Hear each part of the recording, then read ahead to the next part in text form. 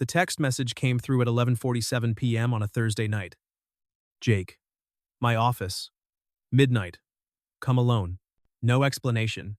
No context. Just those 7 words from Charlotte Westbrook, CEO of Westbrook Industries, Forbes 30 under 40 alum at age 44, and the woman I'd been desperately trying not to think about for the past 6 months. I stared at my phone screen in the darkness of my apartment, my heart hammering against my ribs. The office building would be empty at midnight. Security would have gone home except for the night guard downstairs. It would be just the 2 of us, 30 floors up, in the glass tower that overlooked downtown Seattle. This is how it ends, I thought. She knows. Somehow, she knows. And she's going to fire me in private so I don't make a scene. I'm 29 years old. My name is Jake Morrison, and for the past 18 months, I've been the executive assistant to the most powerful woman I've ever met. And for the past 6 months, I've been completely, catastrophically in love with her. Not that I'd ever said anything. Not that I'd ever crossed a line. Charlotte Westbrook was my boss, 16 years my senior, brilliant and terrifying, and so far out of my league we weren't even playing the same game. She was married, though separated, according to office gossip, with a daughter in college. I was a kid from Tacoma who'd clawed his way through community college and a state school MBA, grateful to have this job at all. But I'd felt it anyway. Every morning when I brought her coffee black, no sugar, always in the blue ceramic mug she preferred. Every late night when we worked alone, reviewing presentations for board meetings, her perfume filling the space between us. Something expensive that smelled like bergamot and ambition. Every accidental brush of hands when passing documents. Every moment her dark eyes met mine and held just a fraction of a second too long. I told myself I was imagining it, that she was just intense, demanding, that her attention was professional, and I was a fool for reading anything else into it. But then there were the other moments, the ones I couldn't explain away. 3 months ago, at the company gala, when her husband, not yet ex-husband, then had shown up drunk and made a scene, and I'd quietly escorted him out through the service entrance while Charlotte continued her speech without missing a beat. Afterward, she'd found me on the terrace and said, "Thank you. You're the only one I trust." Her hand had rested on my forearm for 3 seconds. I'd counted. 2 months ago, when I'd worked through the weekend to fix a catastrophic presentation error before Monday's investor meeting, she'd come in Sunday evening, found me still at my desk, and insisted on buying me dinner. We'd eaten Thai food at her desk, laughing about terrible bosses we'd had before. And for 2 hours, she wasn't my CEO. She was just Charlotte, funny, warm, human. When I left at midnight, she'd walked me to the elevator. "Jake," she'd said, and something in her voice made my breath catch. But then the elevator doors opened, and the moment passed. 3 weeks ago, when her divorce papers were finalized, I'd brought her the morning coffee and found her standing at her floor-to-ceiling window, staring out at the city. She didn't turn around. "It's done," she said quietly. 22 years. Over. I didn't know what to say. I set the coffee on her desk and started to leave. "Stay," she said. So I did. We stood together in silence for 10 minutes, watching the rain streak down the glass, and I absolutely knew that something was shifting between us. And now this, midnight, her office, just us. My phone buzzed again. Another text from Charlotte. "Don't overthink it. Just come." She knew me too well. The lobby of Westbrook Tower was empty, except for Marcus, the night security guard, reading a Tom Clancy novel at his desk. "Evening, Mr. Morrison," he said, barely looking up. "Miss Westbrook told me you'd be coming in. Elevator's ready." So she'd planned this. Whatever this was, I rode the elevator to the 30th floor, watching the city lights blur past as I ascended. The building was eerily quiet, no ringing phones, no keyboard clicking, no ambient hum of 300 employees, just silence and the soft whir of the elevator. The doors opened. The executive floor was dark except for a strip of light under Charlotte's office door at the far end of the hall. My footsteps echoed on the marble floor as I walked. I could feel my pulse in my throat. "This is stupid," I told myself. "You're an adult. She's your boss. This is probably about Q4 projections or the Shanghai deal. Stop being ridiculous." But my hands were shaking when I knocked. "Come in," her voice, muffled through the heavy door. I opened it. Charlotte Westbrook was standing by her window, backlit by the city lights, still wearing her work clothes from earlier, a charcoal gray suit that fit her like armor, her dark hair loose around her shoulders instead of in its usual severe bun. She held a rocks glass with amber liquid. Scotch, probably. The expensive kind she kept in the crystal decanter on her sidebar. She didn't turn around. Close the door, Jake. I did. The click of the latch sounded final, like sealing a tomb. Or opening one. You're wondering why you're here, she said to the window. You're wondering if you're in trouble. The thought crossed my mind. She laughed softly, a sound I'd rarely heard. Charlotte Westbrook didn't laugh in board meetings or conference calls. She demolished competitors, negotiated ruthlessly, commanded respect through sheer force of competence. But right now, in this moment, she sounded human. Vulnerable, even. You're not in trouble, she said. Quite the opposite. She finally turned to face me, and the expression on her face made my breath stop. Her usual mask of controlled professionalism had cracked. Her eyes were bright from the scotch or something else, I couldn't tell. She looked tired. Beautiful. Dangerous. How long have you been working for me? She asked. 18 months. And in those 18 months, have you ever done anything inappropriate? Crossed any lines? Made me uncomfortable? No. My voice came out rougher than I intended. I've tried very hard not to. Tried, she repeated, a ghost of a smile on her lips. Interesting word choice. She set down her glass and walked toward me, not fast, but deliberate, each step measured. She stopped 3 feet away, close enough that I could smell her perfume, far enough that I couldn't touch her without deciding to. I'm 45 years old, she said. I've built a company from nothing. I've survived a hostile takeover attempt, 2 recessions, and a marriage to a man who resented my success from day one. I have a daughter at Stanford who thinks I work too much. I have a board of directors who would love an excuse to replace me with someone more agreeable. She paused. I have a reputation to protect, an image to maintain. I can't afford mistakes. I know, I said quietly. And yet, she took another step closer. For the past 6 months, I've been making a mistake. Every single day. My heart was pounding so hard I was sure she could hear it. What mistake? Wanting you. The words were barely a whisper, but they hit me like a physical blow. Thinking about you. Noticing things I shouldn't notice, the way you push your hair back when you're concentrating, the way you bite your lip when you're trying not to argue with me in meetings, the way you look in those gray suits you wear on Tuesdays. Charlotte, I know all the reasons this is a terrible idea, she continued, her voice gaining strength. You're my employee. You're 16 years younger than me. The power dynamic is completely inappropriate. If anyone found out, it would be a scandal. The board would force me out. Your career would be destroyed before it started. My daughter would be humiliated. She was standing directly in front of me now, close enough that I had to tilt my head down slightly to meet her eyes. I've listed all those reasons 1,000 times in my head, she said. Every morning when you bring me coffee, every late night when we work alone, every time I catch myself watching you across a conference room, I tell myself to stop, to maintain distance, to be professional, and my voice was barely functional, and I can't. Her eyes searched mine. I can't stop thinking about you. I can't stop imagining what would happen if I just let go. Just once. Just to know. The air between us was electric, crackling with 6 months of suppressed tension. I could feel the heat radiating from her body. I could see the rapid rise and fall of her chest. She was terrified. So was I. I reached up slowly, giving her time to pull away, and cupped her face in my hand. Her skin was soft, warm. She leaned into my touch, her eyes closing for just a moment. Charlotte, I whispered, tell me what you want. She opened her eyes. I want, but she didn't finish. Because at that moment, her phone buzzed loudly on her desk. We both jumped. She stepped back, breaking the contact, and the spell shattered. She looked at her phone. It's Madison. My daughter. Answer it, I said.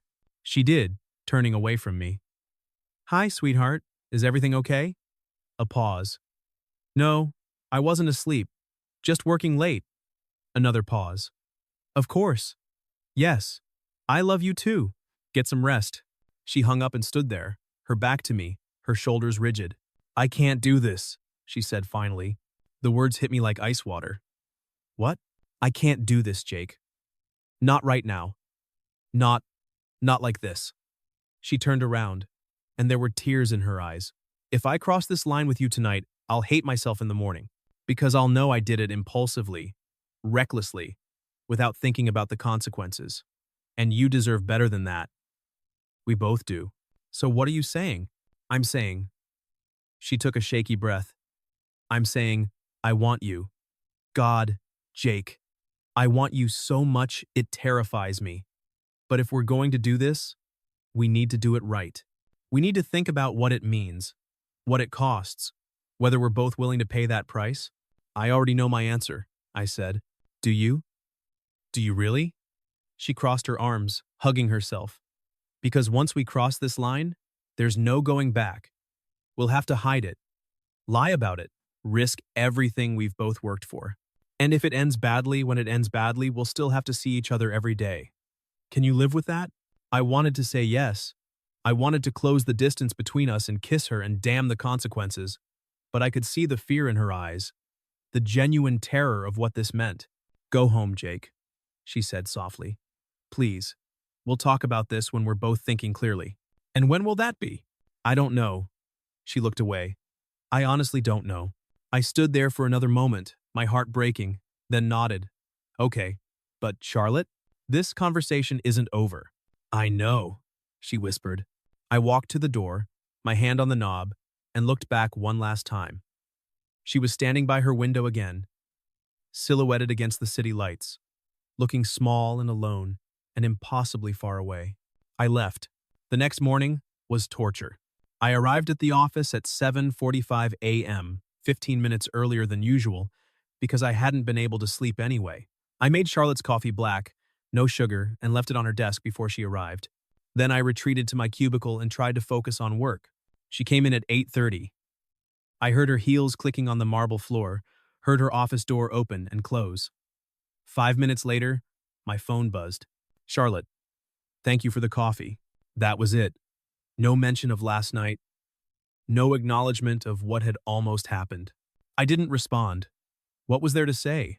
The day passed in excruciating normalcy. Charlotte had back-to-back meetings.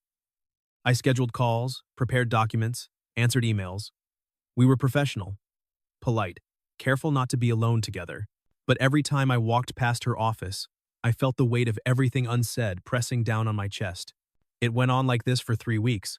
We existed in a state of painful awareness. Every interaction was charged with the memory of that midnight conversation. Every accidental touch passing files, reaching for the same pen, sent electricity through my body, but we never spoke about it. We pretended it hadn't happened, except I could see it in her eyes. The same longing, the same fear. We were both drowning, and neither of us knew how to ask for help. The first crack appeared on a rainy Tuesday afternoon. Charlotte was working late on the quarterly earnings report, and I'd stayed to help. By 7 p.m., the office was empty except for us. I knocked on her door with the revised financial statements she'd requested. Come in, she called. I entered to find her standing at her window, watching the rain streak down the glass. She didn't turn around when I approached. The revised statements, I said, setting them on her desk.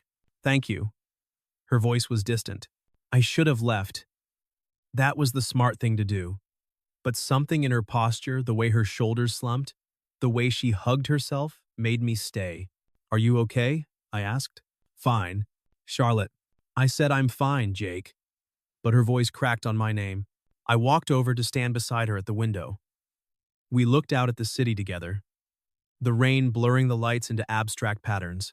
I've been thinking about that night, she said quietly. The things I said, the things I almost did. Me too. I keep telling myself I made the right choice. That walking away was the responsible thing to do. She turned to look at me, and her eyes were full of pain. So why does it feel like the worst mistake I've ever made? Because maybe it was, I said. Jake, no, listen. I've spent 3 weeks respecting your decision, giving you space, being professional. But Charlotte, I can't do this anymore. I can't pretend that night didn't happen. I can't pretend I don't feel this. This pull toward you every single second I'm near you. You think I don't feel it too? Her voice rose. You think this has been easy for me? Every morning when you bring me coffee, I have to stop myself from reaching for you. Every time we're alone in a room, I have to remind myself of all the reasons we can't. It's torture. Then stop torturing us both. I stepped closer. Charlotte, I know you're scared. I'm scared too. But we can't keep living like this, caught between what we want and what we think we should do. It's not that simple. Yes, it is. Either we try this, knowing all the risks, or we end it completely. But this middle ground where we're both miserable, that's not sustainable. She stared at me, her chest rising and falling rapidly. If we do this, if we really do this, we have to be smart about it. Careful. No one can know. Not yet. Not until I can figure out how to. I don't care about any of that, I interrupted. I just care about you. About us. For a long moment, she just looked at me. Then she glanced toward the door, toward the empty office beyond, and made a decision. She closed the distance between us and kissed me. It was desperate and hungry, and everything I'd been imagining for 6 months. Her hands fisted in my shirt, pulling me closer. I wrapped my arms around her waist, deepening the kiss, and she made a sound in her throat that obliterated every rational thought. We stumbled backward until she hit the edge of her desk. I lifted her slightly, and she wrapped her legs around me, the financial reports scattering to the floor. Wait, she gasped, breaking the kiss. Wait, we can't. Not here. Not at the office. Then where? My voice was rough. My house, tomorrow night. 8 p.m. She slid down from the desk, smoothing her clothes, her lips swollen from kissing. Use the back entrance. Park on the next street over. Okay, she touched my face gently. Jake, are you sure? Really sure? Because once we cross this line, I'm sure, I said. I've never been more sure of anything. She smiled then, a real smile that lit up her whole face. Tomorrow night, she whispered. Tomorrow night, I agreed. I left her office on shaky legs, my heart pounding, already counting the hours. The next evening, I drove to Laurelhurst with my stomach in knots. Charlotte's house was exactly what I'd expected, a sprawling modern mansion on the water, all glass and clean lines. I parked on the next street over as instructed and walked through the darkness to her back gate. She was waiting for me at the door, wearing jeans and a soft gray sweater, her hair down. No makeup. I'd never seen her look so casual, so young. Hi, she said. Come in. I stepped inside, and she closed the door behind me. For a moment, we just stood there in her kitchen, looking at each other. I've been nervous all day, she admitted. I almost canceled 3 times. But you didn't. No. Because I'm tired of being afraid. She took my hand. Come on. She led me through her house, the living room with its vaulted ceilings, the study lined with bookshelves. Everything was elegant, expensive, carefully curated. It's beautiful, I said. It's lonely, she replied. I bought this place after the divorce, thinking I'd finally have space to breathe. But most nights, I just rattle around in here by myself. We sat on the couch in the living room. She poured us each a glass of wine. I need to tell you something, she said, about why I'm so scared of this. Okay, when I was 32, I had an affair with a colleague. I was already married, already had Madison. We kept it secret for 8 months. And then his wife found out. She took a sip of wine. She called my husband, told him everything. Richard forgave me or claimed to, but he never let me forget it. Every argument for the next 13 years, he'd bring it up. Charlotte, the point is, I know what it's like to be the woman who couldn't control herself, who risked everything for something that felt good in the moment. And I swore I'd never be that person again. She looked at me. But here I am, about to do the exact same thing. This isn't the same, I said. You're not married. I'm not married. We're not hurting anyone, aren't we? What about Madison? What about your career? I took both her hands in mine. Charlotte, listen to me. I'm 29 years old. I've spent my entire adult life doing what I'm supposed to do. Safe choices. Responsible choices. And you know what? It's made me miserable. I've dated women who looked good on paper, worked jobs that sounded impressive, lived a life that would make my parents proud, and I've hated every second of it. Jake, you asked me if I was sure. If I understood the risks. I do. I understand that this could blow up in both our faces. I understand that people will judge us. I understand that it might not last forever. But Charlotte, for the first time in my life, I'm choosing something that makes me feel alive. I'm choosing you. Tears were streaming down her face. How are you so wise at 29? I'm not wise. I'm just done lying to myself about what I want. She leaned forward and kissed me softly. Stay, she whispered against my lips. Stay the night. Are you sure? I'm tired of playing it safe, she smiled. What do you say? I answered by kissing her again, deeper this time. She melted against me, her fingers tangling in my hair. We moved together, awkward and eager, laughing through kisses as we made our way upstairs. In her bedroom, with the lights of the city reflecting off the lake outside, Charlotte wasn't a CEO or a boss or a scandal waiting to happen. She was just a woman who'd been lonely too long, choosing to be brave enough to reach for happiness. And I was the man lucky enough that she'd reached for me. Afterward, lying tangled together in her sheets, she traced patterns on my chest. It's just us now, she whispered. No board of directors, no employees, no rules. Just us. Just us, I agreed, pulling her closer. For the first time in months, I felt like I could breathe. We fell into a rhythm over the next month. During the day, we were Charlotte and Jake, CEO and assistant. Professional, distant, careful. But 3 or 4 nights a week, I'd drive to her house, park on the next street over, and slip through her back gate. In those stolen hours, we were just two people falling in love. I learned her routines, her quirks, her secrets, that she couldn't sleep without white noise, that she stress-baked when anxious about board meetings, that she cried during Pixar movies, that she had a scar on her shoulder from a childhood bike accident. She learned mine too, that I still called my mom every Sunday morning, that I played guitar but only when I was alone, that I was terrified of failure, that my favorite food was grilled cheese sandwiches cut diagonally. We cooked together badly, laughing through disasters. We watched old movies curled up on her couch. We talked for hours. We made love in her enormous bed overlooking the lake. Those were the good moments. But there were cracks too. The first big one came in early December. I was supposed to meet Charlotte at 8 p.m., but at 7:30, my phone rang. It was my mom. Jake, honey, we need to talk about Christmas. Are you bringing anyone this year? I froze. What? I'm not seeing anyone. Jake, sweetie, we're not stupid. You've been distracted for months. You're clearly seeing someone. We just want to know if we should set an extra place at Christmas dinner. Mom, there's no one. I've just been busy with work. You're lying to me. Her voice was hurt. Why are you lying? I'm not, Mom. I have to go. I'll call you this weekend, okay? I hung up before she could respond, my hands shaking. When I got to Charlotte's house, she took one look at my face and asked what was wrong. My mom thinks I'm seeing someone, I said. She asked if I was bringing someone to Christmas. Charlotte's expression shuddered. What did you tell her? That I'm not seeing anyone? Good. But she didn't sound happy about it.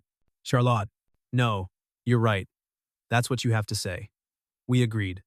No one can know. But it's getting harder. My friends keep asking why I'm never available. My mom is hurt that I'm lying to her. And I hate it. What's the alternative? Charlotte asked, her voice sharp. You want to tell them? Tell your parents you're sleeping with your 45-year-old boss? And then what happens when word gets around? When the board finds out? So we just lie forever? Not forever. Just until. Until when, Charlotte? You keep saying that, but you never give me a timeline. I don't know. She stood up, pacing. I don't have all the answers, Jake.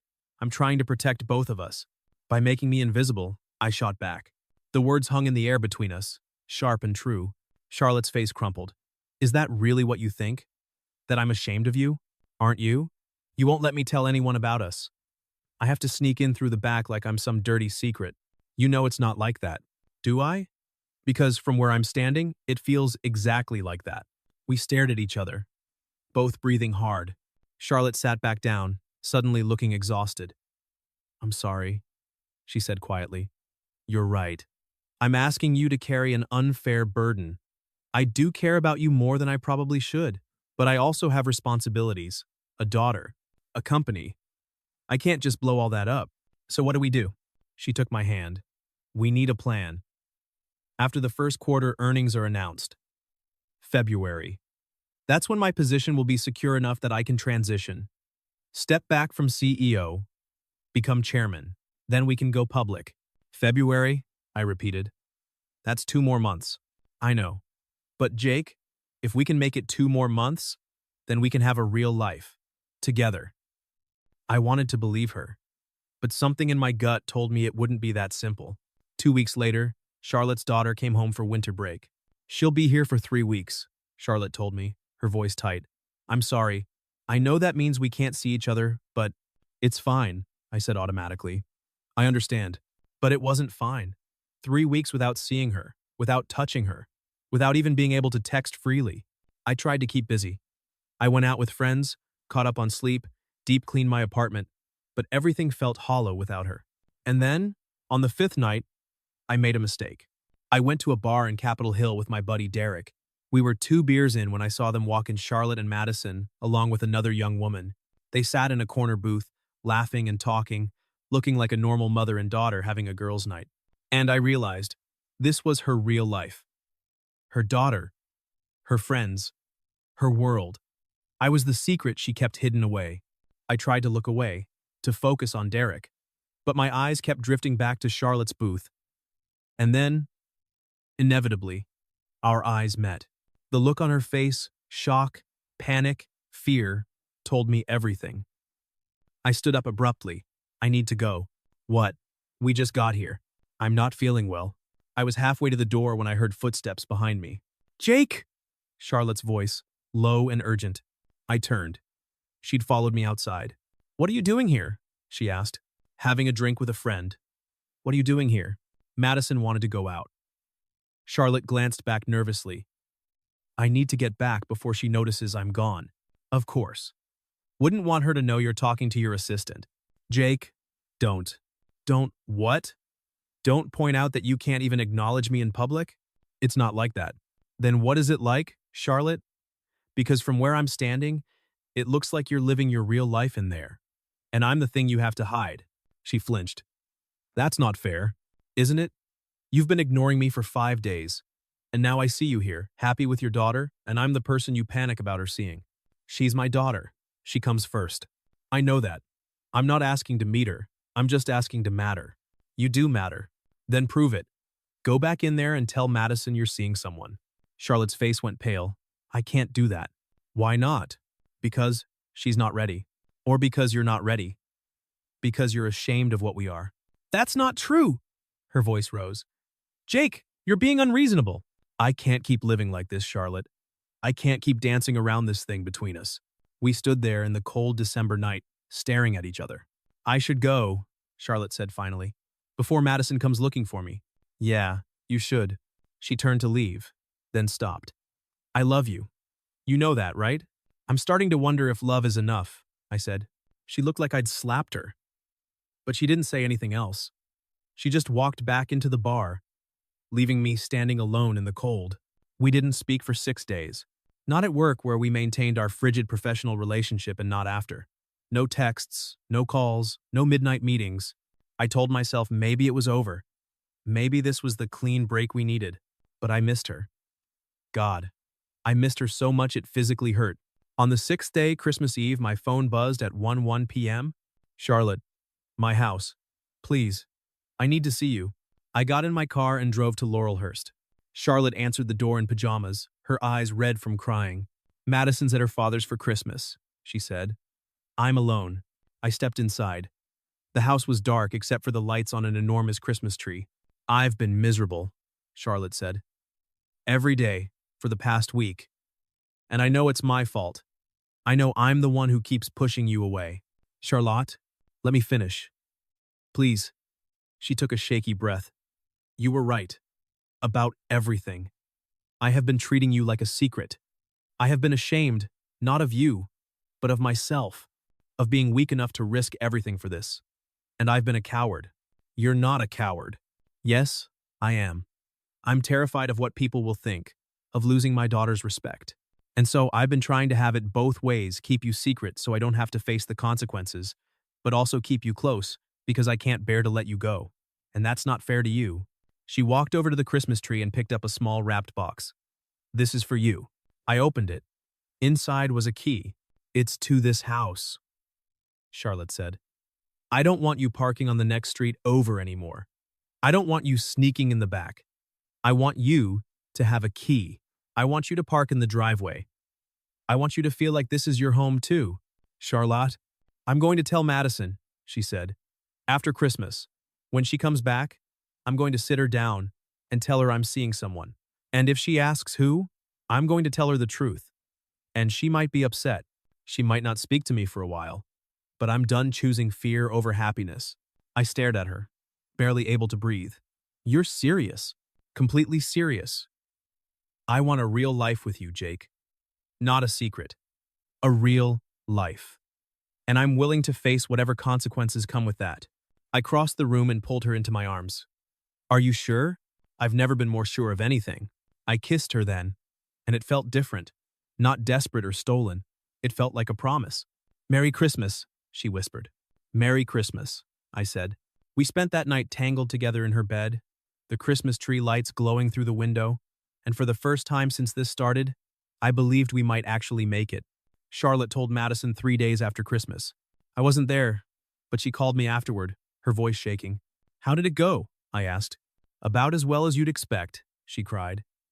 She said I was having a midlife crisis. She accused me of trying to replace her. She said she needed time to process. I'm sorry. Don't be. I knew it would be hard. But Jake, I did it. I actually did it. What happens now? Now we give her time. She'll come around eventually. And if she doesn't, Charlotte took a breath. Then that's something I'll have to live with. But I'm not giving you up. Over the next few weeks, things slowly started to shift. Charlotte told her best friend, her sister, her therapist. Each conversation was difficult, but she faced them all. Madison still wasn't speaking to her much. They exchanged terse texts. Madison cut her winter break short and went back to Stanford early. Charlotte was heartbroken, but she held firm. She'll need time, she said. But I have to believe she'll come around. The explosion came in February. Charlotte had just announced record-breaking Q4 earnings. The board was thrilled. Her position was secure. We were so close to being able to go public. And then Richard, Charlotte's ex-husband, found out. Madison had told him. In a moment of anger, she'd called her father and told him everything. Richard saw an opportunity. He called Charlotte and threatened to go to the press, to make this a scandal, to tell everyone about the inappropriate relationship between the CEO and her young employee. Unless she agreed to renegotiate, their divorce settlement give him more money. Charlotte told me that night, her face ashen. He's blackmailing me, she said. He's asking for $2 million. So pay him, I said immediately. And what message does that send? That I'm ashamed of us? Charlotte, I don't care about the money. I do. She stood up, pacing. I care that I've worked for 20 years, and my ex-husband gets to swoop in and take $2 million because I fell in love. What do you want to do? She stopped, turned to face me. I want to call his bluff. I want to go public ourselves. Before Richard can. We control the narrative. We tell the truth that we're two consenting adults in a relationship. We face it head on instead of hiding. Charlotte, that's career suicide. Maybe. Or maybe it's the only way we ever get to be free. She sat down beside me. Jake, I'm tired of hiding. And yes, going public will be a scandal. Yes, I'll probably have to step down as CEO. But I was planning to do that anyway. This just accelerates the timeline. And what about me? You'll leave Westbrook. Start fresh somewhere else. Or, she hesitated, or we could start our own company. Use my connections, your skills, build something together. I stared at her. You're serious. Completely serious. What do you say? We made the decision that night. The next morning, Charlotte called an emergency board meeting. She stood at the head of the conference table and said, I have an announcement. I'm in a relationship with my executive assistant, Jake Morrison. It began after my divorce was finalized. I know this raises questions, so I'm offering my resignation as CEO, effective in 3 months. I'll transition to chairman and help select my successor. There was stunned silence. Then, chaos. The board argued for 2 hours. Some wanted her gone immediately. Others thought she was being too hasty. In the end, they accepted her proposal. 3-month transition. She'd stay as chairman. That night, we released a joint statement to the press. Charlotte Westbrook and Jake Morrison are in a relationship. It began after Miss Westbrook's divorce and has been conducted with full respect for professional boundaries. Miss Westbrook has announced her intention to step down as CEO to focus on new ventures. We ask for privacy during this transition. The media exploded anyway. The headlines ranged from tech CEO steps down amid relationship scandal to power imbalance or true love. It was brutal, but we faced it together. The hardest part was Madison. 2 weeks after we went public, she finally agreed to meet with Charlotte. They had lunch. Charlotte came home in tears. She said she's ashamed of me, Charlotte told me. She said her friends are making fun of her. She doesn't know if she can forgive me. I'm so sorry, I said, holding her. She's my daughter. And I've lost her. You haven't lost her. She just needs time. But slowly, gradually, things started to shift. Madison sent Charlotte a text 3 weeks later. I'm still mad. But I don't want to lose you either. Can we talk? They talked. Hours of difficult, painful conversations. And Madison was honest about her anger. Her embarrassment. It took months. But eventually, Madison agreed to meet me. We met for coffee in April. Madison was guarded, suspicious. I don't get it, she said bluntly. What do you see in my mom? I thought carefully. I see someone who's brilliant and driven and worked her whole life to prove she belonged. Someone who's terrified of being vulnerable but brave enough to try anyway. Someone who makes me want to be better. I see the woman I love. Who happens to be your mom? Madison was quiet. Then she said, she really loves you. I've never seen her look at anyone the way she looks at you. I really love her too. If you hurt her, I'll destroy you. Fair enough.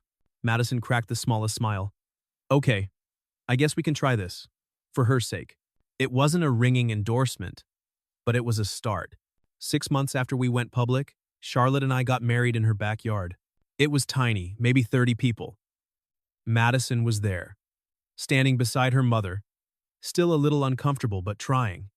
My parents were there, thrilled. Charlotte's sister, her best friend, a few close colleagues. When Charlotte said her vows, her voice shook. Jake, you taught me that it's never too late to choose happiness. That vulnerability isn't weakness. That love is worth the risk. I'm so grateful you stayed. When I said mine, I couldn't stop smiling. Charlotte, you taught me that playing it safe isn't the same as living. That courage looks like doing the scary thing anyway. I'm so grateful you called me to your office at midnight. I'm so grateful you said, it's just us now. Because us, just us, is everything I need. We kissed, and everyone cheered. Later, Charlotte pulled me aside. Do you regret it? She asked. Everything we went through? I looked at her, my wife, my partner, the love of my life, and smiled. Not for a second. Even though you had to leave your job? Even though we had to deal with all that scrutiny? Especially because of that. Because it led us here. I gestured at the party. I'd do it all again in a heartbeat. She kissed me softly. So would I. That was 2 years ago. Today, I'm 31. Charlotte is 47. We run a small consulting firm together, just the two of us and a handful of employees. It's nothing like Westbrook Industries. We make a fraction of what Charlotte used to make. But we're happy. Madison is finishing up at Stanford. She's polite to me now, sometimes even warm. Last month, she asked if I'd help her with a business plan. Progress. My parents adore Charlotte. They keep asking when we're going to give them grandchildren, which makes Charlotte laugh. Sometimes people recognize Charlotte in public. Sometimes we get looks. The older woman, the younger man. Sometimes I overhear whispers. But mostly, we're just us. Jake and Charlotte. Two people who took a risk on something impossible and somehow made it work. My CEO called me to her office at midnight and said, it's just us now. She was right. It was just us against the world, against the odds, against every voice that said we couldn't. And we won, not because it was easy, but because we decided we were worth fighting for. And in the end, that's all that matters.